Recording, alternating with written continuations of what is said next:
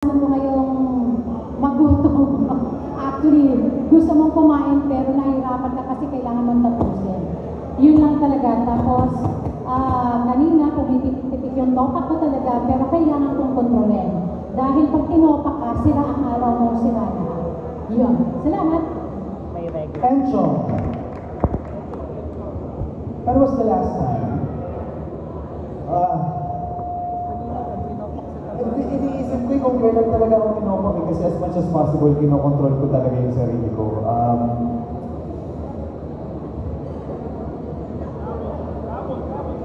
Ay, hindi pa yun. Wala pa yun. Joke lang. Ano ba? Ikaw nga muna simula ko. Pero seryoso talaga as much as possible, kinokontrol ko yung sarili ko kapag may mga saltik na ganun. Kasi, di ba, mahirap din na hindi natin, minsan hindi mo rin alam na yung kausap mo pala, may sarili rin topak na pinagdadaanan. So, hindi na pwedeng sarili ko yung iniisip ko pagdating sa topak ko. Pero, may mga pagkakataon na lumalagpas, pero hindi naman yung to the point na kailangan mo mag-standing ovation or mag-grandstanding to lang natin. Sige, ikaw na. Me, to whoever has followed me, alam ko siguro na masal ko kung wala isang balik na naman. So, I am proud to say that I'm working on that, and matagal lang ako pinatomak. If ever sa taping, ibig sabihin, kasi hindi natin magawa ng ayos ng eksena, pero minor lang ko. Kung may kumunta doon sa buhay mo katapatan. So, in other words, yeah, I'm proud I have it. Yeah, getting older. Getting older.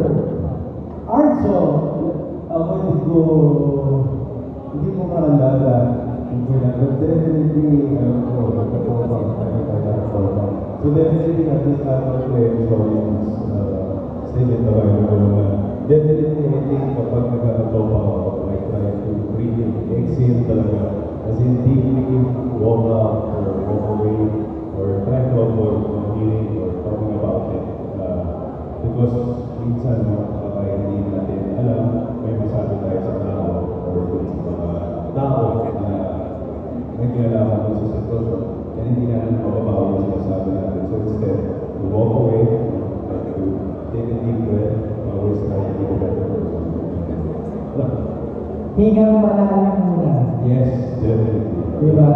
Julia, ikaw naman, kailan? Yung totoo po, kanina lang. Hindi, gaya sa akin Tavia, mababaw ano po pagsagot ko. Plus, harsh ako sa sarili ko po eh. So kanina, kapag dito siya na nakamindset ako kailangan ko mag-ayos.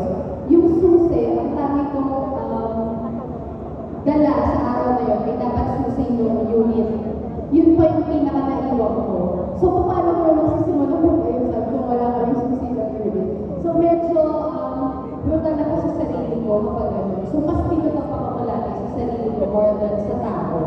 Kasi nga mabilis ako ma-affect, sensitive akong tao. So yun, ang topak ko lang yan, sisimangan ako, minsan naiiyak ka sa sobrang frustration, pero ganun lang naman. At kapag kumain na ako ng masarap na pagkain, automatic na naninigas. Ganun lang naman. Paggutom talaga nanginisip. Parang feeling ko lahat naman natatay ng topak paggutom. Yung iba, pag bagong gising, huwag mong lulukohin, or bagong ano, sa akin ang paggutom, medyo talo-talo tayo. Thank you, Julia. Before I give the microphone to Kate Nadahar, direct, you touched on this kanina doon sa The Making video, no? Pero gusto ko naman ako sa pagkakalala ni Glenn sa kanina. True to life ba yung character ni Arjo? Meron bang specific na tao hinulma? Actually, yung role ni Arjo, molded yan sa mga security guard na nasa nakuha ko sa shooting. Most especially, pag ang mga location ko, mga abandoned warehouse. Okay. Kasi ang dami ko mga locations eh. And palaging may caretaker na security guard. Okay. And then siyempre, pag matagal na kami mag-shoot kung sa location na yun, you get along with that security guard day in, day out. Kausap mo siya. And then ma-realize mo, may pamilya din siya, pero iniiwan niya sa din siya. Until such time, ma-realize mo na dito, if you're in the service, like nag-retire ka na sa military, or na honorable discharge ka, you resort into, like, nagtatrabaho ka security guard, or personal na bodyguard, or personal na aid. And then, nagulat ako na ang mga security guard na nakakausap ko, most of them are soldiers, and hindi lang soldiers, pati pa doon, mga scout rangers talaga. And they have their own horror stories na experience sa sarili nila. The horror of war, the horror of isolation, and the horror of being detached sa family mo na umabot sa point na mag-isa ka sa warehouse, araw-araw iniisip mo, wanted ka ng mga fears mo sa mga nangyayari sa'yo, na to the point na matitrigger na ang nasa mga panaginip mo sa mga demonyo mo, sa utak mo, pag hindi mo siya pamalig. So sabi ko, it's an interesting character. Kasi if you look at Hollywood, they have John Rambo. John Rambo created that. Diba meron tayo naman?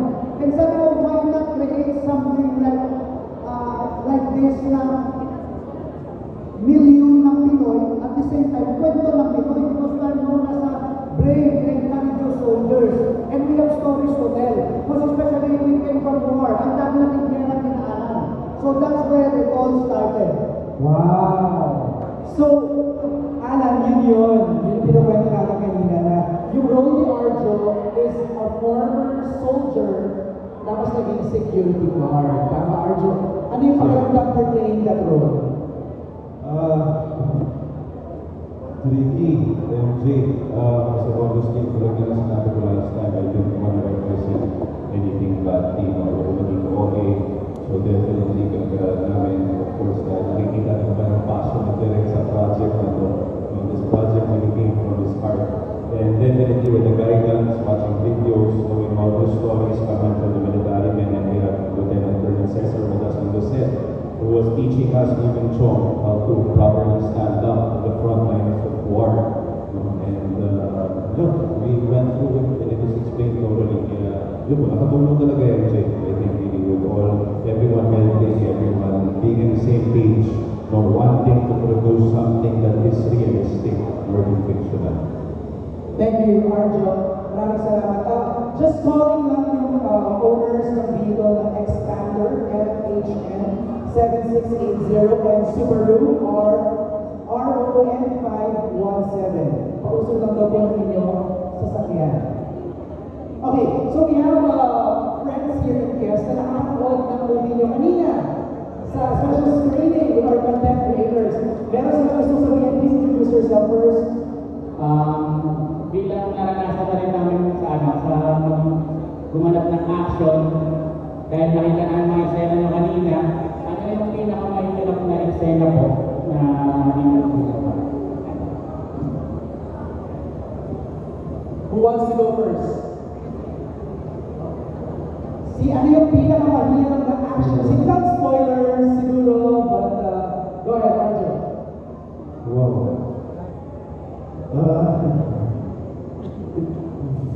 The whole thing is very difficult, to be honest. The whole movie was very difficult, I have to say. We had this spoke kasi naman na film. So medyo action-packed talaga siya from the moment that the gun starts until the end. Diretso. But definitely, what was hard was maintaining, making sure that we don't go overboard with the PTSD, with the guidance of the production, with the guidance of the director, and of course, with the co-actors. And siguro, the beginning and the ending, to answer your question, are two of my favorites as well. Pero definitely, yung buong pelikula, ako nahirapan talaga. But definitely, ending and beginning were two of the hardest in terms of time and effort. Pero ano ba kung ginawa mo dito? Humawa ka ng baril? Ano pa? Tumalon ka ba? Rumolyo ka ba? Iba. Yun talaga niya. We went around talaga to explore the world of action with Director Charlie Lakas. Grabe. Julia! Anong pinakamahirap daw na scene na ginawa mo? Yung panoorin ng paghihirap ni Arjo. And then, no joke yun. Kasi ang hirap, especially for an actor, to act, and then you're thinking also how to be safe. Kasi syempre, hindi natin masasabi, sabog pa rin yan eh. Blanks pa rin yan eh, movements pa rin yan. Hindi mo matatansya kung magkakatamaan pa kayo, magkakaano. And may mga times na habang hindi pa ako nakikipaglaban, pinapanood ko si Arjo, sobrang wala akong masabi. Kasi nakakapagod siya, draining, emotionally, physically. Kung may specific naman, siguro yung part na bilang babae yung hindi ako ready mentally, natatalon ako from second floor na warehouse pababa. Wow! Nakutuwa ko na rin. May ina-explain lang siya. Jules, tingin mo, try lang natin na sukatin natin dito. Angat lang natin ng konti. Sige po. Maangat ako ng konti. O dito, kaya mo pa ba, Jules? Angat pa natin ng konti. Angat pa. Okay po. Okay po ka na, okay po. Kasi na-realize ko nung tatapakan ko na yun sa second floor. Mataas ito Jules, okay ka? Okay po. Hindi na ako makaano kasi parang nandun ka na sa moment. Siguro yun yung masarap din sa set. Kung napipil niya to, di ba may vibe na siya? Napipil niya na yung moment. What more sa akin as actors na may story kami pupunta